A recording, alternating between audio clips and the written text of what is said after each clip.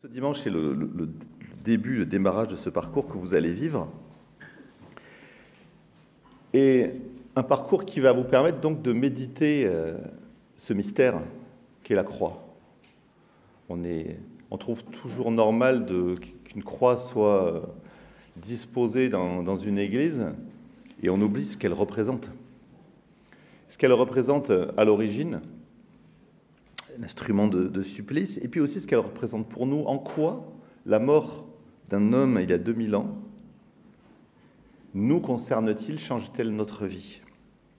Et c'est donc une question qui mérite d'être méditée, et pour ce dimanche, je vous invite à méditer ce texte que vous avez trouvé sur les petits feuillets en entrant, qui inscrit la croix dans un mouvement général du Christ.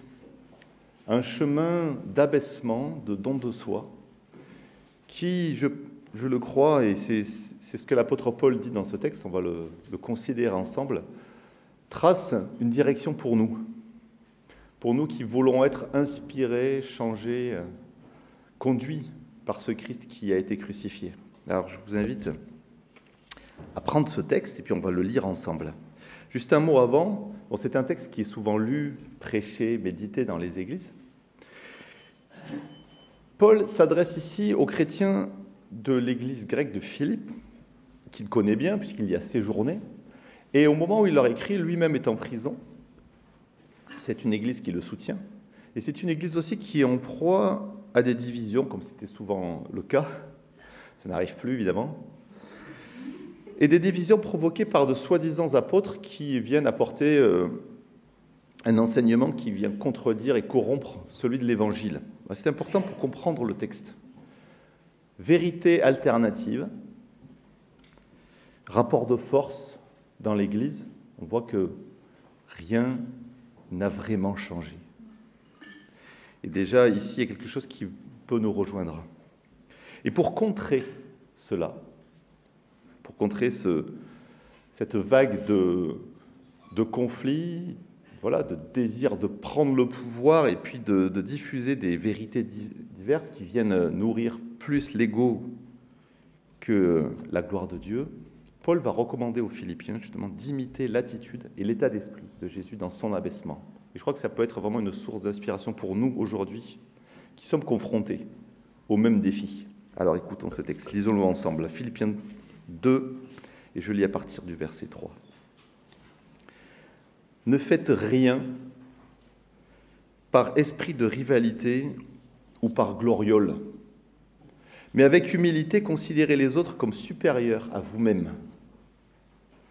Que personne ne cherche son propre intérêt, mais que chacun de vous pense aux autres. Ayez entre vous les dispositions qui sont en Jésus-Christ. Lui qui était vraiment divin, il ne s'est pas prévalu d'un rang d'égalité avec Dieu, mais il s'est vidé de lui-même et il a pris la condition de serviteur. Il a de lui-même renoncé à tout ce qu'il avait dit, précisément la traduction qui est ici. Et il a pris la condition de serviteur. Il est devenu un être humain parmi les êtres humains. Il a été reconnu comme un homme, il a accepté d'être humilié. Et il s'est montré obéissant jusqu'à la mort, une mort sur la croix. Et c'est pourquoi Dieu l'a élevé à la plus haute place et lui a donné le nom supérieur à tout autre nom. Il a voulu qu'au nom de Jésus, tous les êtres, dans les cieux, sur la terre et sous la terre, se mettent à genoux et que tous reconnaissent publiquement le Seigneur, c'est Jésus-Christ, pour la gloire de Dieu le Père. J'arrête ici ma lecture de la parole de Dieu. Je voudrais vous inviter à suivre un chemin de méditation. J'aime beaucoup le mot chemin, vous allez voir. Je crois que c'est ça, notre parcours de foi, c'est un chemin. En considérant d'abord cet abaissement qui nous est décrit comme dans sa finalité. Cet abaissement du Christ a eu lieu à la croix, donc, et il a déjà conduit à la victoire. C'est la fin du texte, mais je vous inviterai à commencer par là. Mais si la victoire est acquise, l'exemple du Christ nous invite, nous, à commencer, non pas par la posture du combattant victorieux, mais par celle du serviteur comme le Christ. Et à imiter cet abaissement-là, ce sera le deuxième temps de la méditation, cette humilité. Qu'est-ce qu'elle veut dire pour nous? Et ça va nous amener à ce défi qui nous est posé de concrétiser dans notre vie, dans nos engagements, dans ce monde, eh bien, cette posture, cette attitude, cette disposition de cœur, comme dit Paul ici, du Christ dans nos relations, afin de travailler à l'établissement du royaume par là, par le bas, par le service, par l'amour. Voilà le chemin que je vous propose de parcourir. Vous savez, dans une église du 1er siècle, nous aurions peut-être chanté ce texte pendant la première partie, puisque il semble que ce soit un hymne de l'église primitive. Et donc un hymne qui exalte le chemin d'abaissement volontaire suivi par Jésus. Et on a ce très beau mouvement en deux temps. Le Fils de Dieu s'est abaissé et il a été glorifié. Et donc on commence par la fin, puisque on a ces paroles extraordinaires. Dieu l'a élevé à la plus haute place. Il a voulu qu'au nom de Jésus, tous les êtres dans les cieux, sur la terre et sous la terre se mettent à genoux. Je le relis parce que c'est magnifique. Et que tous reconnaissent publiquement le Seigneur, c'est Jésus-Christ, pour la gloire de Dieu le Père. Quelle perspective extraordinaire et extraordinairement motivante pour nous, chrétiens, aujourd'hui. Une perspective propre à ranimer, je crois, notre espérance, à nous donner de l'audace dans nos engagements. Christ a déjà vaincu. Et alors que nous sommes submergés par les informations négatives et par les épreuves, alors que nous sommes spectateurs, pas impuissants, puisque c'est ce qu'on va voir ensemble, mais en tout cas peut-être un peu sidérés de toutes les recherches de glorioles, j'aime bien ce mot dans la traduction, qui sont incarnés par des grands présidents aujourd'hui. On a l'impression que c'est l'orgueil qui domine. Ce texte nous rappelle que tout ce qui se passe n'est qu'agitation et que rien n'échappe au Christ qui a déjà vaincu et que c'est lui le Seigneur. Et au final, tous devront le reconnaître. Et je crois que ça fait du bien. Rien n'échappe à Dieu. Mais si la gloire du Christ est donc déjà réelle, le chemin pour le suivre, au contraire, donc c'est un chemin qui commence par le bas, par l'abaissement, plier le genou. Et je crois que nous sommes invités à ne pas attendre le retour du Christ pour plier le genou devant lui. Et que c'est une invitation et un mouvement du cœur quotidien et permanent. Reconnaître sans cesse qu'il est Seigneur. Mais ce Seigneur, comme on l'a dit dans ce premier temps du culte, il n'est pas un Seigneur qui domine, mais un Seigneur qui s'est sacrifié, un Dieu de grâce, un maître bienveillant, proche, plier le genou devant lui. Et c'est donc une belle image, peut-être pour concrétiser ce premier pas qui nous a indiqué si nous voulons suivre le Christ. Que dois-je faire? Plie le genou. Plie le genou devant le Christ et devant les autres. Considérez toujours les autres comme supérieurs à vous-même. On laisse résonner cette phrase, je crois qu'on pourrait s'arrêter longtemps là-dessus. Qu'est-ce que c'est difficile? Impossible peut-être.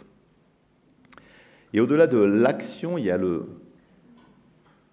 travail intérieur. Ayez entre vous les dispositions, c'est une traduction, qui étaient en Jésus-Christ, l'état d'esprit qui était en Jésus-Christ. Donc il ne s'agit pas de faire semblant, il s'agit de travailler, de laisser Dieu travailler dans nos cœurs. Et donc ces dispositions qui s'expriment dans ce mouvement d'abaissement. Il a de lui-même, dit le texte, je vais prendre la traduction que vous avez, il a de lui-même renoncé à tout ce qu'il avait, il a pris la condition de serviteur. Bien sûr, nous en sommes convaincus, mais c'est beau de se redire que cette croix n'est en rien le lieu d'un échec, mais l'aboutissement de ce chemin, encore une fois, d'abaissement et de dépouillement volontaire. Parce qu'il a pensé à nous plus qu'à lui, Jésus qui était Dieu, pleinement comblé, ne manquant de rien, ne s'est pas prévalu d'un rang d'égalité avec Dieu, dit le texte. C'est-à-dire, selon le texte grec, il ne s'est pas agrippé à son statut divin. Mais il l'a lâché pour venir vers nous. Il y a déjà quelque chose de fort, si nous voulons l'imiter. À quoi est-ce que je m'agrippe? À quel statut? À quel rôle? À quelle place? À quel pouvoir? Et il a lâché ce statut et il est devenu un humain parmi les humains. Il s'est vraiment incarné, je vais y revenir. Et ce passage dit que Jésus s'est carrément vidé de lui-même. C'est la traduction que j'avais commencé à lire, la Nouvelle Bible Second. Alors le mot est très fort, et ça fait 2000 ans que l'Église chrétienne discute autour de la question jusqu'où Jésus, le Fils, s'est-il vidé de sa divinité? Ça, c'est toute une question. Mais je crois que, même si elle est passionnante, ce n'est pas le propos de Paul ici. Le propos de Paul, c'est de donner l'exemple et de dire, comme lui-même s'est abaissé, vous, les Philippiens, au milieu de ce conflit de pouvoir auquel vous êtes mêlés, dépouillez-vous, vous aussi, de vos exigences, de vos prétentions pour chercher le bien des autres. Et donc, qu'est-ce que ça signifie pour moi de me dépouiller de moi-même pour servir?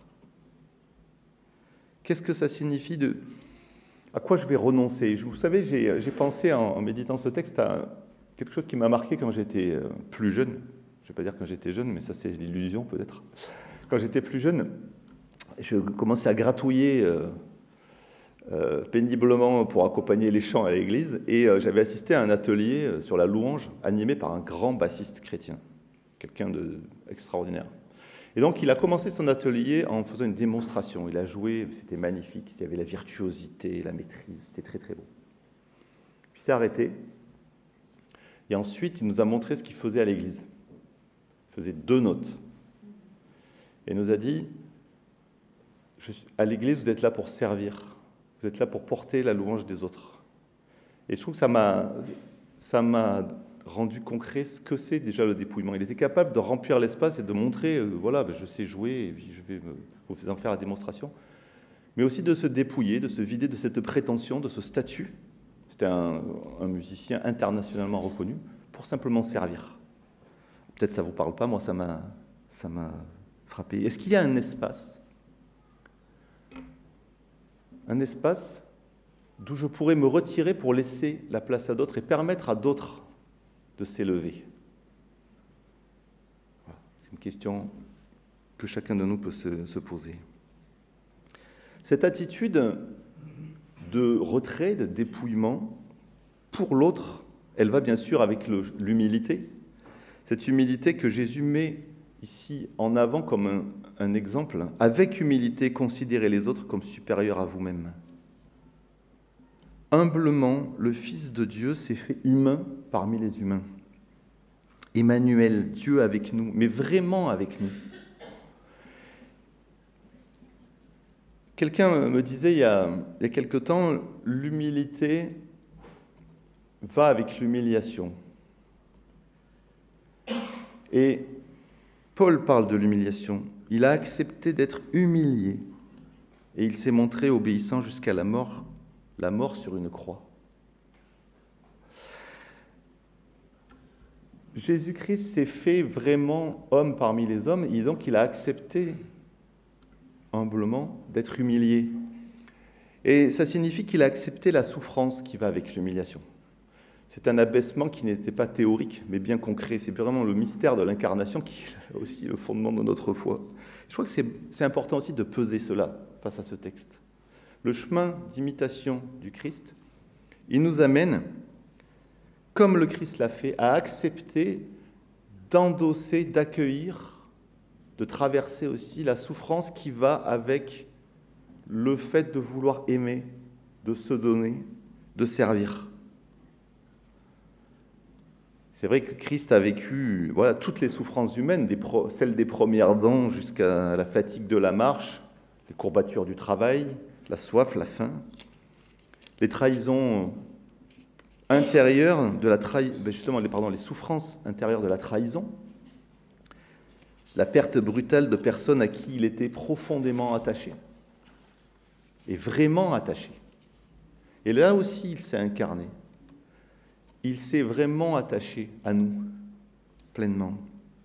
Et donc, ce n'est pas un don de soi qui est un don de soi distant pour la forme ou pour la beauté du geste que nous sommes appelés à imiter, mais un don de soi profond avec le cœur, mais qui va aussi avec le risque de souffrir quand on s'attache et qu'on se donne. Je ne sais pas si ça vous parle. Nous savons tous, je crois que c'est un des sujets premiers de toute la culture, de tous les films, les chansons, etc., que aimer quelqu'un, c'est la plus belle des choses, et en même temps, c'est celle qui fait le plus souffrir. Parce qu'avec l'attachement va aussi la souffrance de la perte possible, et souvent, même presque toujours, inéluctable. Et donc, vouloir vivre l'idéal de relations fraternelles fondées sur le service, sur la recherche de l'intérêt de l'autre, pour se dire, tiens, je vais laisser la place à un tel pour qu'il puisse vraiment découvrir ses dons et s'épanouir, grandir dans la foi, c'est très beau, mais ça va avec l'acceptation de difficultés qui vont avec. Parce que c'est jamais si simple, on le sait. Et parce que c'est difficile, la tentation qu'on a tous, vraiment, je pense qu'on a tous, c'est de rester dans la tiédeur avec une petite distance de protection systématique en se disant, bon, je vais donner un peu, mais pas trop. Bien sûr, évidemment, il ne s'agit pas de se perdre dans le don, d'agir avec sagesse, de respecter nos limites. Mais en tout cas, de se laisser questionner par cet élan du Christ, sans se laisser arrêter par la crainte de la difficulté. Je crois que c'est là qu'il y a la difficulté est normale. La souffrance est parfois un chemin à traverser. Contempler tout cela, ça nous conduit à la louange, comme une prise de position, comme tu l'as dit, Mélanie, tout à l'heure. Et donc, ça indique une direction pour notre engagement et notre témoignage qui est bien sûr totalement à contre-courant du monde. Je crois que ça, en permanence, on y pense quand on lit ce texte. Et je crois qu'il nous faut oser croire que si l'orgueil, si la recherche de domination, l'autocentrement, l'avidité, etc., sont des sources de l'embrasement du monde aujourd'hui, poser face à tout cela des actes résolus de don de soi, d'humilité, de service, c'est aussi allumer des contre-feux profonds et réels. Et même si ça ne fait pas de bruit, et même si ça a l'air complètement anecdotique, le fait d'imiter le Christ dans notre vie quotidienne, dans ces petites choses-là, ça contribue réellement, c'est ce que nous dit la parole de Dieu, c'est notre espérance, à la guérison du monde. C'est-à-dire que concrètement, chaque fois que nous cultivons cette humilité dans nos relations, par exemple en reconnaissant la valeur et la contribution des autres, en les valorisant, plutôt que de chercher toujours à dire « oui et moi aussi ». Je ne sais pas si vous avez commencé à regarder Bref 2. Il y a une très belle scène, justement, où il met en avant les « moi aussi ». Et c'est extraordinaire, c'est quand on commence à se rendre compte, chaque fois que quelqu'un dit quelque chose de positif, « ah oui, moi aussi ». Mais si on commence à laisser l'autre prendre le devant de la scène en essayant de le valoriser, de s'intéresser à lui, là on imite le Seigneur. Et il y a quelque chose de beau qui se passe. Ce n'est pas de l'utopie, c'est du concret, ça.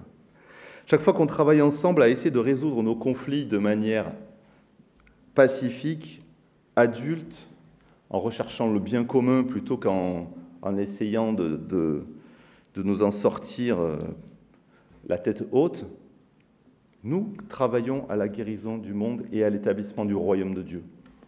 Chaque fois que nous servons sans attendre de retour, ce qui est extraordinairement difficile, et surtout d'être conscient qu'on le fait, parce que je me rends compte qu'on peut avoir l'impression qu'on le fait, mais qu'en réalité, quand même, il y a une part de nous qui attend le merci ou la valorisation. Bon, je vois que je suis le seul encore dans ce cas, c'est terrible. Ça va se transformer en lieu de parole pour moi, de thérapie. Vous avez compris, nous savons ces choses. Nous savons que chaque fois que nous nous intéressons à l'autre, notamment en les écoutant vraiment, voilà, que nous essayons de les bénir, nous posons quelque chose qui a un impact réel et profond, à tous les niveaux, spirituels, humains. La question qui nous est posée à chacun, c'est est-ce que nous allons oser relever le défi et fonder notre espérance sur le modèle du Christ, qui a déjà vaincu, et qui nous invite donc à travailler, à préparer, à participer à sa victoire par toutes ces petites choses-là, sans nous laisser décourager par le fracas du mal, le fracas du monde. Dans la Bible, souvent, je pense souvent à cette image, je finirai avec cette image de l'Apocalypse où il y a plein de dragons, vous savez. Le mal, il est là, c'est des dragons, ils font du bruit, ils sont effrayants, on a l'impression que c'est eux qui ont le pouvoir et qui occupent toute la scène. Mais sans cesse, Dieu travaille de façon directe, discrète. Et à la fin, c'est devant lui que tous plieront le genou. Alors, à lui seul soit la gloire, qui nous inspire, qu'il nous conduise, et qu'il fasse de chacun d'entre nous un disciple humble et fidèle. Amen. Je vous invite à prendre un instant de méditation. Je crois qu'il y a un morceau de musique, avec peut-être quelques questions que je vous partage, vous prenez ou pas, c'est comment ces paroles de Philippiens résonnent-elles pour moi aujourd'hui? Est-ce que j'ai entendu un encouragement? Est-ce que j'ai entendu une remise en question? Est-ce que j'ai entendu une invitation à poser un acte particulier, qu'on puisse chacun prendre le temps de méditer cela?